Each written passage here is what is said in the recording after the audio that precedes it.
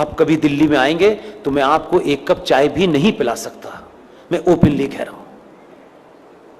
इसलिए मुझे तकलीफ इस बात की है कि इस युद्ध में जो कुछ जीत करके हम आगे भी लाते हैं, लोगों की उदासीनता, लोगों का सोना, कभी कभी ये मायूस करता है हमको कि हम इस लड़ाई के लिए भी आपसे कुछ नहीं मांगते हैं, न किसी पे एहसान करते हैं। लेकिन इस संचार क्रांति के दौर में आपके पास तमाम चीजों के लिए समय है, लेकिन आपके और भारत राष्ट्र के लिए इतना बड़ा फैसला कराने में हमारी जान निकल गई है, लेकिन आपको उस फैसले के बारे में तक नहीं पता। और उस फैसले, ऐसा फैसला सुप्रीम कोर्ट ने पिछले 20 साल में नहीं दिया, वो दे दिया फैसला। अब हम उस फैसले को जाने भी और जन जन तक पहुंचाएं। हम पे थोड़ा रहम कीजिए,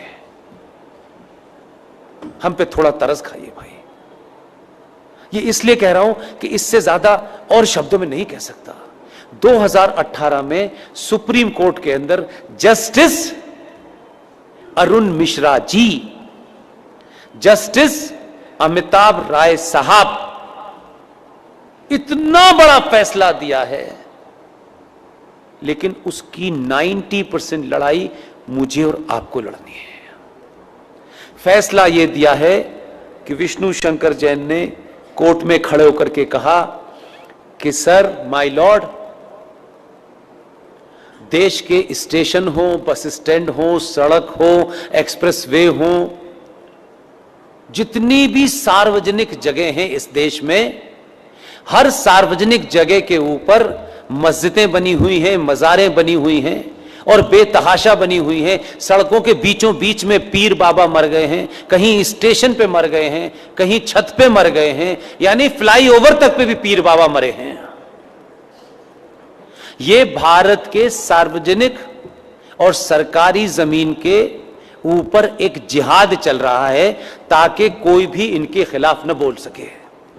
सुप्रीम कोर्ट के दोनों जजों ने हमारी पिटीशन को सुना और लंबी चौड़ी बहस नहीं की।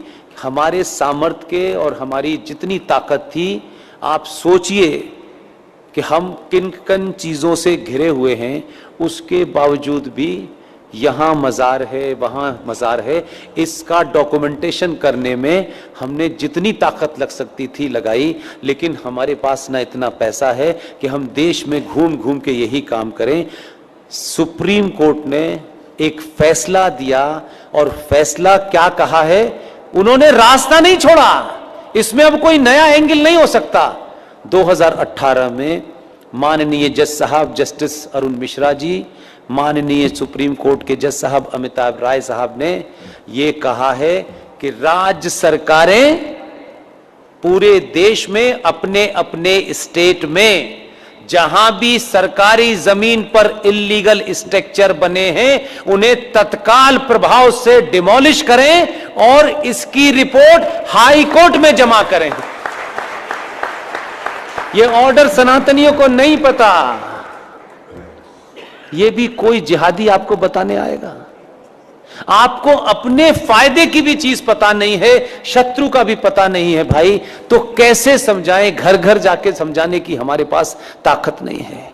इसके लिए मैंने अभी हल्द्वानी के अंदर एक मुहिम शुरू की और आपके यहां आने से पहले कर्नाटक में बीदर में रात के 1 बजे सभा में मैंने कहा, और आपसे विनती करता हूं, आप अगर कहें तो हाथ जोड़ दो, मैं हाथ भी जोड़ने के लिए तैयार हूं कि